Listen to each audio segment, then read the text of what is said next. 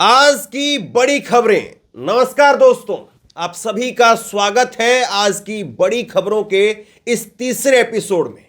और आज बात करेंगे उन तमाम बड़ी खबरों पर जिनको लेकर के पूरे देश में आज कौतूहल मचा हुआ है। सबसे पहले सबसे बड़ी खबर से शुरुआत करेंगे। संसद में दो युवक कूदे, तानाशाही नहीं चलेगी के नारे लगाए, मचा बवाल। दूसरी बड़ी खबर, 6 लोगों ने मिलकर संसद में मचाया हंगामा। कहां से आए थे ये लोग, इस पर बात करेंगे। तीसरी बड़ी खबर, बीजेपी विधायक रेप मामले में दोषी करार, 15 दिसंबर कोर्ट सुनाएगी सजा। तेलंगाना में 3 मंत्रालयों में से अहम फाइलें चोरी, मामला दर्ज, राजनीति तेज हो गई है। मॉब लिंचिंग में होगी मौत की सजा, नया कानून। इन 5 बड़ी खबरों पर आज चर्चा करेंगे। सबसे पहले सबसे बड़ी खबर, संसद में आज 2 युवक दर्शक दीर्घा से नीचे कूद गए और उसके बाद नारे लगाए, तानाशाही नहीं चलेगी। कैसे पूरा घटनाक्रम हुआ, आइए जानते हैं हमारी इस खास रिपोर्ट में।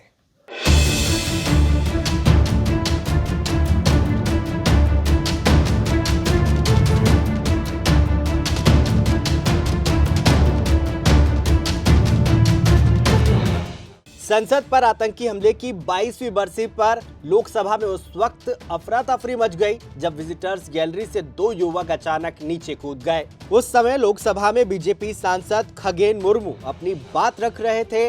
युवक सदन की बेंच पर कूदते हुए आगे बढ़ने लगे। इसी बीच उन्होंने जूते से निकालकर कुछ स्प्रे किया, जिससे सदन में पीला धुआं फैलने लगा। पूरे सदन में भगदड़ मच गई। इस दौरान कुछ सांसदों ने घेरकर युवक को पकड़ लिया। कांग्रेस सांसद गुरजीत सिंह औजाला ने बताया, मैंने उसे सबसे पहले पकड़ा। कुछ लोगों ने दोनों युवकों की पिटाई भी की। इसके बाद उन्हें सुरक्षा कर्मियों को सौंप दिया। ये सब देख स्पीकर ने सदन की कार्रवाई को दोपहर 2 बजे तक के लिए स्थगित कर दिया। इससे पहले पुरानी संसद की इमारत में 13 दिसंबर 2001 को 5 आतंकियों ने हमला किया था। इसमें दिल्ली पुलिस के 5 जवान समेत 9 लोगों की मौत हुई थी। बताया जा रहा है कि जो 2 लोग कार्रवाई के दौरान घुसे, उनमें से एक का नाम सागर है। दोनों सांसद विजिटर पास पर सदन में आए थे। वहीं सदन के बाहर एक महिला और पुरुष ने पीले रंग का धुआं छोड़ा। इनका नाम अमोल और नीलम है। इनके पास से कोई फोन या बैग बरामद नहीं हुआ।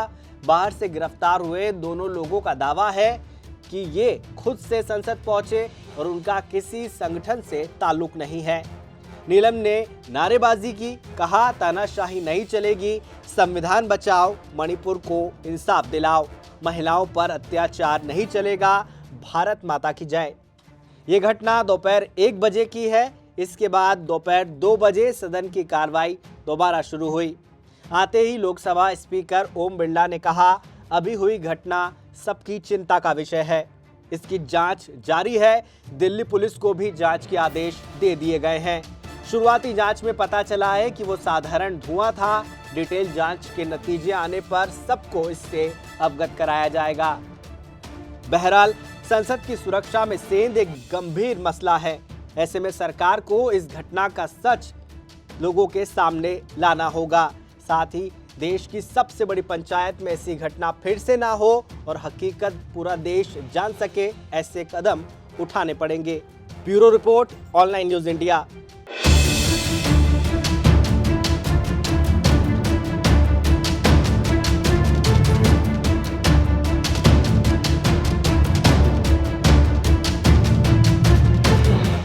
संसद की इन खबरों ने पूरे देश का ध्यान अपनी ओर खींचा, लेकिन सबसे बड़ा सवाल ये कि ये लोग कौन हैं, कहां से आए हैं, अभी तक कितने लोगों की पहचान हुई है।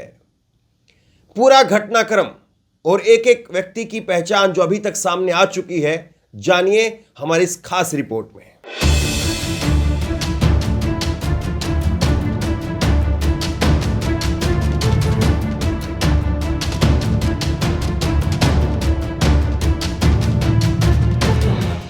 संसद हमले की बरसी पर संसद के अंदर और बाहर हड़कंप मच गया। एक और लोकसभा के अंदर दो युवक दर्शक दीर्घा से कूदकर सांसदों की बेंच पर पहुंच गए और कलर गैस का छिड़काव कर दिया। वहीं दूसरी ओर संसद के बाहर एक युवक और एक महिला ने गैस का छिड़काव कर जमकर नारेबाजी की। इससे संसद परिसर के बाहर हड़कंप मच गया। बता दें कि इस साजिश में 6 लोग शामिल बताए जा रहे हैं। इनमें से पुलिस ने 4 आरोपियों को अरेस्ट कर लिया है, जबकि 2 आरोपियों की तलाश जारी है। बताया जा रहा है कि ये सभी आरोपी दिल्ली के बाहर से आए थे। इनमें से 5 आरोपी गुरुग्राम में एक जगह पर रुके थे। ये आरोपी गुरुग्राम में ललित झा नाम के शख्स के घर पर रुके थे। ये घटना संसद भवन के बाहर और ट्रांसपोर्ट भवन के सामने हुई है। दिल्ली पुलिस ने कहा कि इन दोनों को पार्लियामेंट स्टेट पुलिस स्टेशन लाया गया। दिल्ली पुलिस के साथ साथ इंटेलिजेंस ब्यूरो की टीम भी पूछताछ कर रही है। संसद के बाहर की घटना में दिल्ली पुलिस ने 2 लोगों को हिरासत में लिया है। इनके नाम नीलम और अनमोल शिंदे है। नीलम महिला है और नीलम की उम्र 42 साल है। वो हरियाणा के हिसार की रहने वाली है। दूसरे आरोपी का नाम अनमोल शिंदे है। अनमोल के पिता का नाम धनराज शिंदे है और महाराष्ट्र के लातूर का रहने वाला है। इसकी उम्र 25 साल है। वहीं लोकसभा में दर्शक दीर्घा से कूदे एक युवक का नाम सागर शर्मा बताया जा रहा है। सांसद दानिश अली ने बताया कि सदन में कूदने वाले युवक एक सांसद के नाम पर लोकसभा विजिटर पास पर आए थे। सुरक्षा कर्मियों ने सदन में अराजकता फैलाने आए दोनों युवकों को हिरासत में लेकर पूछताछ शुरू कर दी है। सागर शर्मा के अलावा जिस शख्स ने लोकसभा के अंदर हंगामा किया था उसका नाम मनोरंजन डी है, जो कि कर्नाटक के मैसूर का रहने वाला है। उसकी उम्र 35 साल है।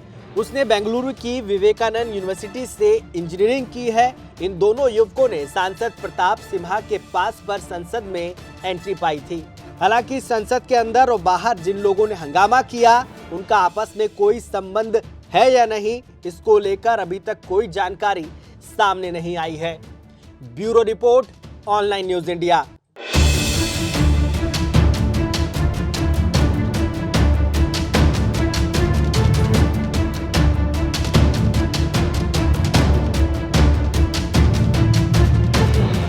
तीसरी बड़ी खबर और हिला देने वाली खबर, बीजेपी के विधायक योगी आदित्यनाथ के विधायक सोनभद्र से दोषी पाए गए हैं नाबालिग से दुष्कर्म के मामले में और 15 तारीख को कोर्ट इनको सजा सुनाएगी। क्या है ये पूरा मामला? 2014 से इंसाफ की गुहार लगा रही बेटी को आखिरकार इंसाफ मिल पाएगा? जानिए हमारी इस खास रिपोर्ट में।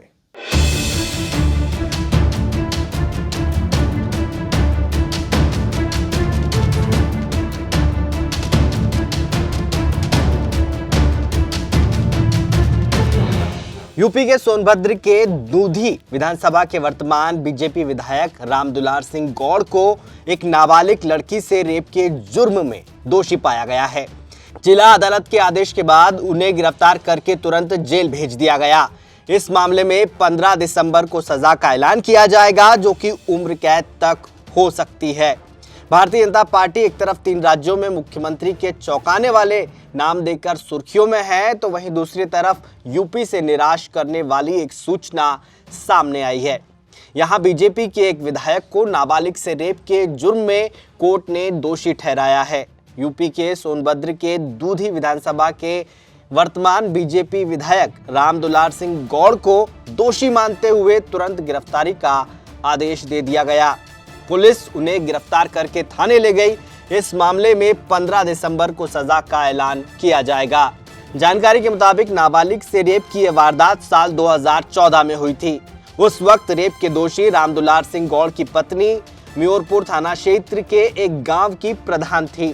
प्रधान पति होने की वजह से गौड़ की गांव में दबंग गई थी। पीड़िता के भाई के अनुसार 4 नवंबर 2014 को शाम 7 बजे उसकी बहन रोती हुई घर आई थी। परिजनों ने जब रोने की वजह पूछी तो काफी देर बाद उसने बताया कि रामदुलार गौड़ ने उसका बलात्कार किया है। इसके बाद पीड़िता के परिजनों ने थाने में गौड़ के खिलाफ तहरीर दी थी।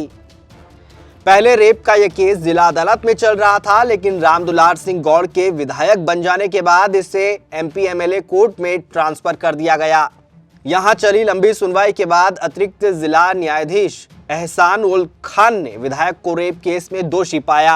विशेष लोक अभियोजक सत्यप्रकाश त्रिपाठी ने बताया, कोर्ट ने सजा सुनाने के लिए 15 दिसंबर की तारीख तय करते हुए बीजेपी विधायक को न्यायिक हिरासत में भेज दिया है।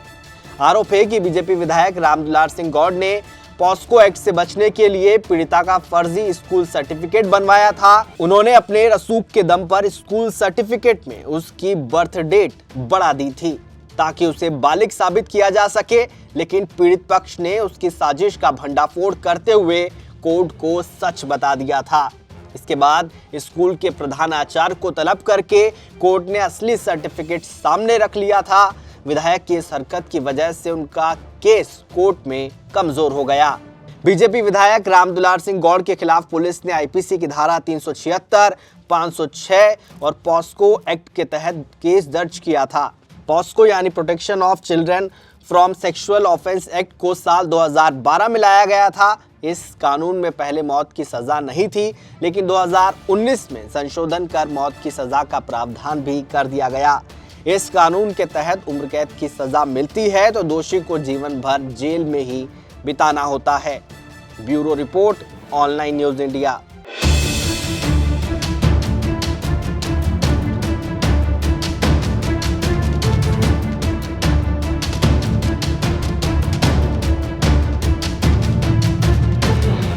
तेलंगाना में राजनीति तेज हो गई है और तेलंगाना में 3 मंत्रालयों से कुछ अहम फाइलें चोरी हो गई हैं और ये फाइलें बताई जा रही हैं कि पिछली सरकार में कुछ भ्रष्टाचार के केस या कुछ भ्रष्टाचार के मामले इन फाइलों में थे और इनके चोरी हो जाने के बाद में अब राजनीति इसको लेकर के तेज हो गई है। क्या है पूरा घटनाक्रम, जानिए हमारी इस खास रिपोर्ट में।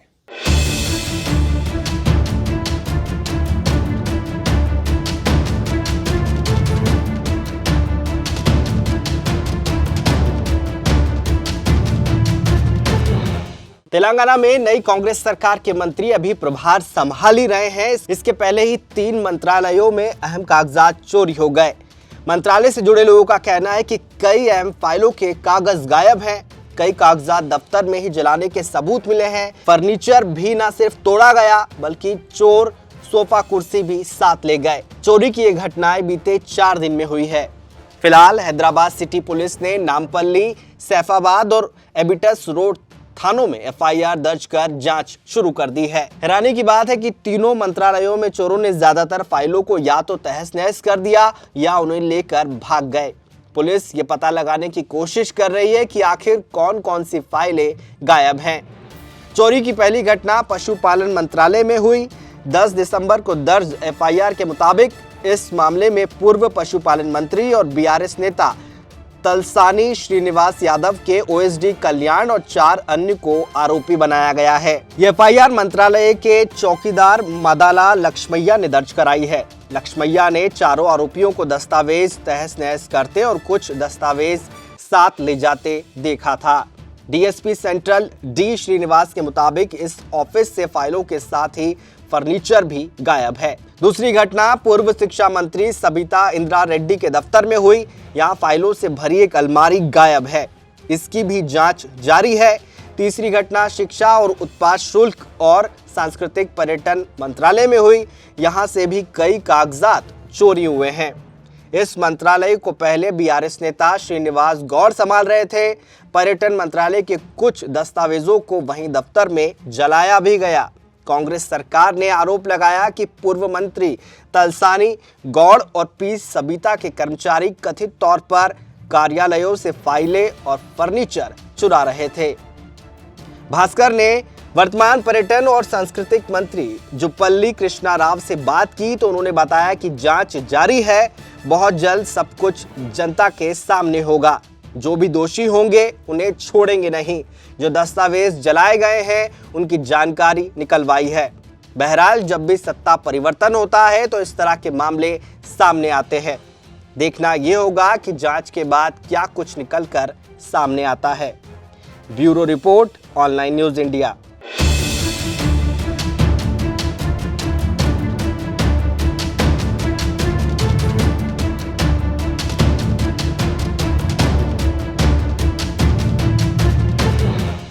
मॉब लिंचिंग को लेकर के सरकार ने नया कानून लाने का ऐलान किया है। मॉब लिंचिंग के साथ साथ कौन कौन से नए प्रावधान सरकार लेकर के आ रही है और इसका क्या असर पड़ेगा, जानिए हमारी इस खास रिपोर्ट में।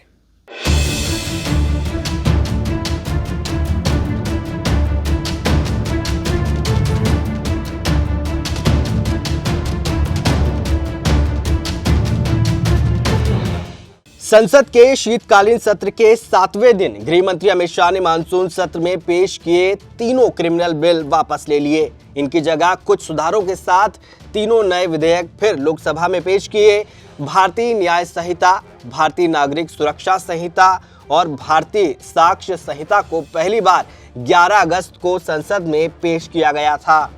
बाद में इन बिलों को संसदीय पैनल के पास भेजा गया।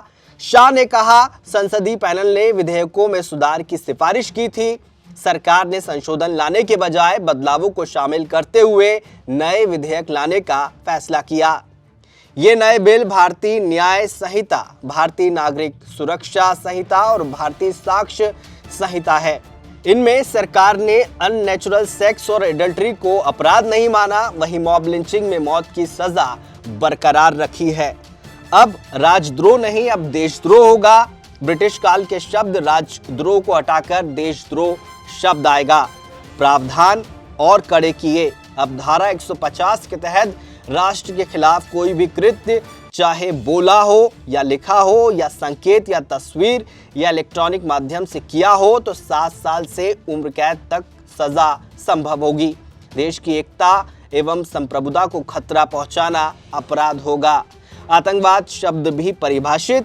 अब आईपीसी की धारा 124A में राजद्रोह में 3 साल से उम्र कैद तक हो सकती है।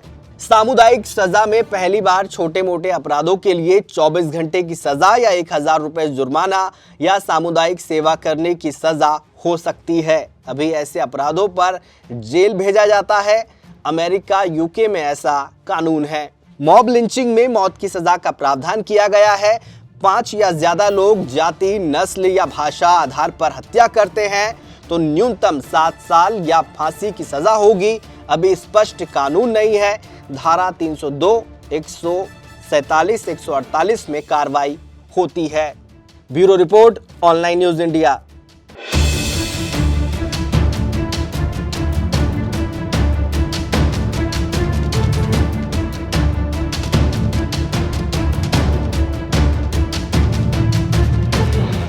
ये थी आज की कुछ बड़ी खबरें और इसी तरह से लगातार पल पल की अपडेट के लिए हमारे साथ जुड़े रहिए।